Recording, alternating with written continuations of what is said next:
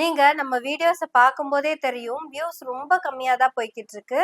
பார்க்குற நீங்களும் எல்லாத்துக்கும் ஷேர் பண்ணி, நம்ம சேனல இன்னும் நெறைய இடத்துக்கு கொண்டு போய் சேர்த்துருங்க. அது போக நீங்க குடுக்குற பணம் தான் சேனல ரன் பண்றதுக்கு ரொம்பவே பயன்படுது. ஸோ உங்களோட கேரும், ஷேரும் எங்களுக்கு ரொம்ப ரொம்ப முக்கியமானது. மாதம் ரூ. 100 மாதம் மாதம் தொடர்ந்து குடுங்க. இதுவரைக்கும் குடுத்த தோழர்களுக்கும், இனி குடுக்க போறவங்களுக்கும் ரொம்ப பெரிய நன்றி. இப்ப நீங்க டூர் போறீங்கன்னு வச்சுக்கோங்களேன். உதாரணத்துக்கு வால்பாறை போறீங்கன்னு வச்சுக்கோங்களேன். அட்டகட்டி அப்படின்னு போற வழியிலேயே ஒரு இடம் இருக்கு. அங்க இப்பயுமே ரஜினி பாறைன்னு ஒரு பாறை இருக்கு. அது என்ன ரஜினி பாறை அப்படின்னு கேட்டா, ராஜாதி ராஜா படத்துல ரஜினி நின்னு நடிச்ச பாறையாமா. உண்மையாலுமே அந்த இடம் ரொம்ப சிறப்பா இருக்கும், அருமையா இருக்குங்க, செம்ம வியூவா இருக்கும். சமணர்கள்லாம் வால்பாறை பக்கம் வரலன்னு நினைக்கிறேங்க. எனக்கு தெரிஞ்சு அட்டகட்டிக்கு அன்னைக்கு போன சமணருடைய பெயர் ஆர் சுந்தர்ராஜன் நினைக்கிறேன். அவர்தான் வைதேகி காத்திருந்தாள் படத்துல வைதேகி ஃபால்ஸ காட்டினவரு. அதே மாதிரி இவரு காமிச்ச அந்த ரஜினி பாறையில ஒரு நாள் நான் போய் ரொம்ப வருஷத்துக்கு முன்னாடி போனோங்க. ரொம்ப சிறப்பா இருந்தது. என்ன அன்னைக்கு நாங்க யாரும் போய் போட்டோ எடுக்கல, இயற்கை அழகை மட்டும் ரசிச்சுட்டு வந்துட்டோம். ஒருவேளை அங்க இப்ப போறேன்னு வச்சுக்கோங்களேன், வெள்ளை வேட்டி வெள்ளை சட்டையெல்லாம் போட்டு சமணர்கள் படுத்து அந்த பாறை மேல படுத்து, அதாவது சமணர்கள் படுக்காத ஆர் சுந்தரராஜன் பார்த்த அங்க படுத்துக்கிட்டு அப்படியே கண்ணை மூடி ஆழியார் அணையோட வியூவ அவ்வளவு அட்டகாசமா பார்ப்பேன். ஏசி போட்ட மாதிரி குளு குளு குளுன்னு இருக்கிறதுக்கு இது என்ன சமணர் படுக்கையா? இல்ல ரீல்ஸ் எடுக்கிறதுக்கு கேமராமேனோட போறதுக்கு நான் என்ன கல்வி அமைச்சரா? இப்ப எதுக்கு கல்வி அமைச்சர் எழுக்குற அப்படின்னு கேக்குறீங்களா? ஏங்க வீடியோ ஆரம்பிச்சப்பவே நான் என்ன பேசுறேன்னு உங்களுக்கு ஹின்ஸ் கிடைச்சிருக்கும். நம்ம பள்ளி கல்வித்துறை அமைச்சர் திரு ராஜ்மோகன் அவர்கள் சமணர் படுக்கையில போய் படுத்து இதுவரைக்கும் சமணர்களுக்கே தெரியாத அறிவியல் அற்புதங்களை எல்லாம் இவரு நமக்கு சொல்லி கொடுத்துட்டு இருக்காரு. இல்ல இவரு சமணர்களுக்கே சொல்லி கொடுக்கலான்னு தான் பிளான் பண்ணிருக்காரு. அன்பார்ச்சுனேட்லி வீடியோ நமக்கு தான் வந்திருக்கு.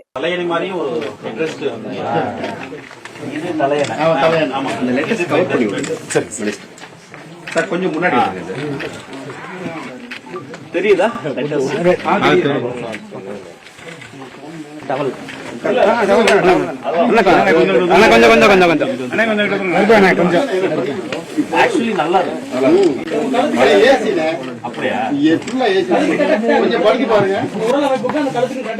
அதாவது பெர்ஃபெக்ட்டா இருக்கு.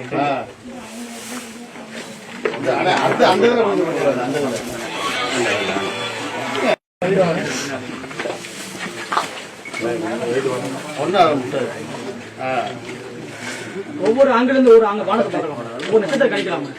இந்த ஆங்கில தான் பெட்டு போட்டுருக்காங்க. வானியல் கணிப்பு நட்சத்திர கணிப்பு போட்டுருக்காங்க. சமணர்கள் இந்த வீடியோ ஒருவேளை பார்த்தாங்கன்னா இனிமே பாறையை குடைந்து குகை அமைக்கும் போது இதையெல்லாம் யோசிச்சு பார்ப்பாங்க. மழை பெஞ்சா தண்ணி வராத அளவுக்கு உள்ள தள்ளி கட்டி இருக்கிறாங்க. உடனே குடுன்னு யாரோ ஒருத்தர் ஓடி போய் ராஜ்மோகனோட காலை புடிச்சு, அண்ணன் காலை இப்படி மடிச்சு வச்சு கையை இப்படி வச்சிங்கண்ணே, சமணர்கள் தோத்துறது என்னென்ன பெரிய சமணர்கள், நீதானே சமணன் அப்படின்னு சொல்லி இருக்கிறாங்க. வட இந்தியால இருந்து 3 பேரு தென்னிந்தியாவுக்கு கிளம்பி வராங்க. அது யாருன்னு பாத்தீங்கன்னா, ஒருத்தங்க சமணர், இன்னொருத்தங்க பௌத்தர், இன்னொருத்தங்க யாருன்னு நம்ம சொன்னோம்னா விஜயாச்சிக்கு பிடிக்காது, அதனால சொல்லல. பழனி கோவில்ல 100 கோடி மதிப்புள்ள லேண்ட 2 பேரு அவங்களே ஏமாந்து 2 கோடிக்கு வாங்கி இருக்கிறாங்க. கைட்லைன் வேல்யூவை விட இவ்வளவு கம்மியா அவங்களே ஏமாந்துதான் வாங்கியிருப்பாங்க. ஏன்னா அவங்க ஏமாந்துதாங்க வாங்கினாங்க. வித்தவங்க தான் திட்டமிட்டு வித்திருக்காங்க. அதுவும் பாருங்க, பத்திரப்பதிவுத்துறை அதிகாரிகள்லாம் பிளான் பண்ணி இந்த வேலையை பார்த்திருக்காங்க. சார், நீங்க ப்ரமோஷன் ஆகி இங்கிருந்து அங்க போயிருங்க, பக்கத்துல இருக்கிற இந்த பத்திரப்பதிவு பண்ற அதிகாரிகள்லாம் வர வேணாம், நான் திண்டுக்கல்ல இருந்து நான் வரேன் சார், 2 இளிச்சவாய்ங்க வந்து சிக்கி இருக்கிறாங்க, அதனால இந்த லேண்டோட வேல்யூ 100 கோடி தான், ஆனா அத இவங்களுக்கு நம்ம 200 லட்சத்துக்கு வித்து கவர்மெண்ட்டுக்கு ப்ராஃபிட் வாங்கி கொடுத்துடலாம் அப்படின்னு அதிகாரிகளே திட்டம் போட்டு இந்த வேலையை பார்த்திருக்கிறாங்க. அதனால நம்ம இந்த 3வது ஆளுகளை பத்தி பேச வேண்டியது இல்ல. இந்த மாதிரி அந்த அட்டக்கட்டியில இருக்கிற ரஜினி பாறை எவ்வளவு அழகா இருக்கும், எவ்வளவு ஃபேமஸ் அப்படின்னு வீடியோவோ போட்டோவோ காட்ட முடியாததுக்கு என்ன மன்னிச்சிருங்க. ஆனா அதுக்காக ரீல்ஸ்ல அப்படி ஒரு வீடியோ கிடைக்காம போயிருமா? இந்த திரு ராஜ்மோகன் அவர்களுடைய அந்த டூர் விளாக் மாதிரி வேற யாராவது டூர் விளாக் போட்டிருக்காங்களா அப்படின்னு தேடி பார்க்கணும்னா தேடி கூட பார்க்க வேணாங்க, முன்னாடியே கிடைச்சது. குன்னூர் கிட்டயோ ஊட்டி கிட்டயோ 240 அப்படின்னு நம்பர் போட்ட பாலம் ஒண்ணு இருக்குது. அந்த இடத்துல நின்னுதா அஜித் குமாரும் ஜோதிகா மேடமும் வாலி படத்துல ஒரு டான்ஸ் ஆடி இருப்பாங்க. அது என்ன பாலம்னு தெரியல, ஆனா அந்த பாலத்துல 240 அப்படின்னு ஒரு நம்பர் எழுதியிருக்கும். அங்க ஒருத்தர் போய் வீடியோ எடுத்துட்டு இங்கதாங்க இங்கதாங்க இங்கதாங்கன்னு சொல்றாரு. பாட்டு பார்த்ததையுமே தெரிஞ்சிருக்கும் உங்களுக்கு. நம்ம வாலி படத்துல சோனா சோனா பாட்டுல வந்து அதே லொகேஷன்ல தான் இப்படி நின்று இருக்கோம். ஏன்னா அந்த பாட்டுல இந்த பேக்ரவுண்ட்ல இருந்த வீடெல்லாம் இல்லை, இப்ப நிறைய வீடு வந்துருச்சு. அதே 240 இங்க இருக்கு. ஸோ அஜித் தலை ஆடின அதே ஸ்பாட்ல நான் இங்க நின்றுட்டு இருக்கேன். அவரு இங்கதாங்க அஜித் இங்கதாங்க ஆடினாரு அப்படின்னு அவரு சொல்றத கேக்குறதுக்கு எப்படி இருந்ததோ அதே மாதிரி தான் இங்கதாங்க இங்கதாங்க சமணர்கள் தூங்கின்னு இருந்தாங்கோ சார். தூங்கின்னு மட்டும் இல்ல சார், பாறைய கொஞ்சிக்கிட்டு இருந்தாங்க, அங்க எல்லாம் பில்டிங் கட்டின்னு இருந்தாங்க, சிற்பங்கள் செதுக்கிக்கிட்டு இருந்தாங்க. சித்தனை வாசல் தெரியும்லங்க, அங்க போனீங்கன்னா அங்க ஒரு ரூம் இருக்கு, 10க்கு 10 ரூம் மலைக்குள்ள குடஞ்சு வச்சிருப்பாங்க. அங்க போய் உட்காந்து அப்படின்னு நாவிக்கமலத்துல இருந்து ஒரு அம்மிங்க குடுத்தீங்கன்னு வச்சுக்கோங்களேன், அந்த பக்கத்துல இருந்து அந்த பாறைய அதே அம்மிங்க திருப்பி கொடுக்கும். அந்த அளவுக்கு செட் பண்ணி வச்சிருந்தாங்க நம்ம சமணர்கள். அங்க போய் இந்த மாதிரி பாறையை செதுக்குறத பத்தியோ இல்ல அதை செதுக்குவாருன்னு பார்த்தா அங்க போய் பாய் விரிச்சு படுத்துட்டாரு. தட் மீன்ஸ் கல் பாறை அதுல படுத்துட்டாரு. தட் மீன்ஸ் இந்த ஸ்லாண்டிங் பொசிஷன்ல இருக்காமா. ஹெட் கொஞ்சம் ஹைட்டா, பாடி கொஞ்சம் இந்த வரைக்கும், காலு லோவர்ல இருக்காமா.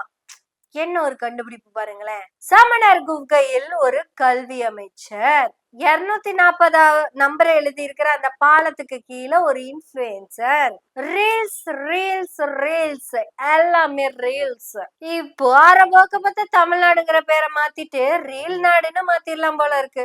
என்ன ரஜினி பாறையை மட்டும் பேசுற, வேற எதுவும் கணக்கு தெரியாதா அப்படின்னு நீங்க கேட்கலாம். மறக்க முடியுமா அந்த சீனை? கமலஹாசனோட முகத்துல அவ்வளவு நடிப்புகள் நடனம் ஆடிக்கிட்டு இருக்குங்க. ரேகா மேடம் அப்படியே சிம்பிளா இருப்பாங்க. 2 பேரும் சேர்ந்து இலையிலேயே மாலை கட்டி அந்த மாலை மாத்தி கல்யாணம் பண்ணிக்குவாங்க. கூந்தலில் நுழைந்த கைகள் ஒரு கோலம் போடுமே.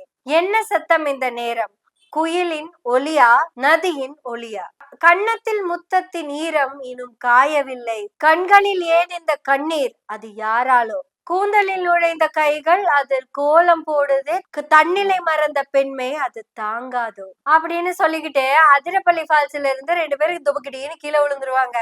அந்த ஃபால்ஸ் நீங்க பாத்தீங்கன்னா பக்கத்துல எங்கேயுமே மரம் இருக்காது. ஆனா ரேகா மட்டும்தான் கீழே பாறையில விழுந்து செத்து போயிருவாங்க.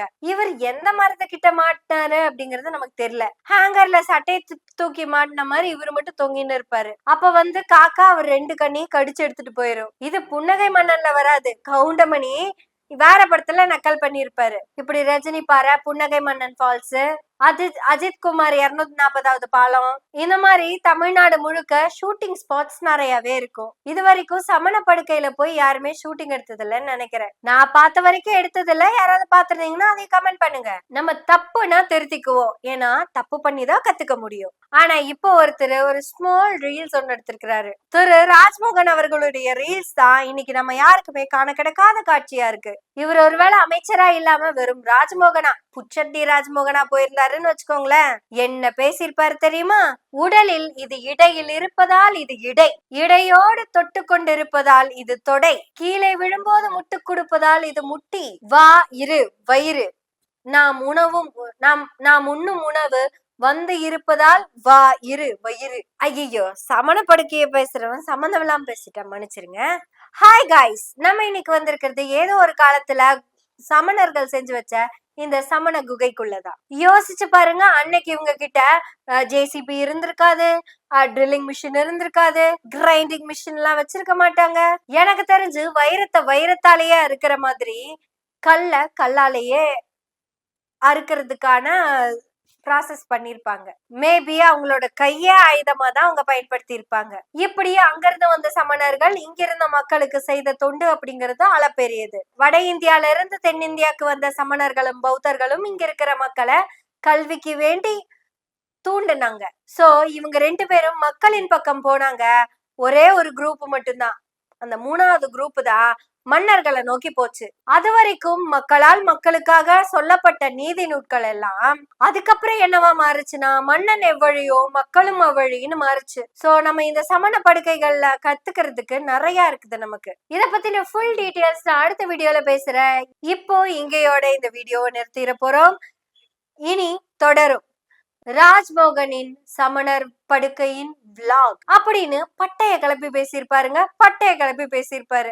ஆனா கல்வி அமைச்சரா போனதுனால அப்படியெல்லாம் எதுவும் பேசாம ரீல்ஸ் மட்டும் போட்டு வந்துட்டாரு. சோ இப்படி வைரலான இந்த ரீல்ஸ நீங்க எல்லாரும் கண்டிப்பா ரீமேக் பண்ணுவீங்க. நீங்க உங்க ஊர்ல இருக்கிற இந்த மாதிரியான ஷூட்டிங் ஸ்பாட்ஸ்ல எல்லாம் போய் ரீல்ஸ் எடுக்கிறதுக்கு எனவே பேசுவோம் உங்களை கெஞ்சி கேட்டுக்குது. எனவே பேசுவோம் ரீல்ஸ் போடுறத மட்டும் உங்ககிட்ட கெஞ்சி கேட்கல, பணம் தாருங்கள் என்றும் கேட்கத்தான் செய்யுது. சோ நீங்க தொகை அனுப்ப வேண்டிய QR கோட் இதுதான். உங்க தொகையை வாங்கிக்கிட்டு நாங்க விடாமல் பேசுவோம் எனவே பேசுவோம் நாள்தோறும் உங்களுடைய ஆதரவுகளை நன்றிகளோடு எதிர்பார்த்து கொண்டிருக்கிறோம். நன்றி, வணக்கம்.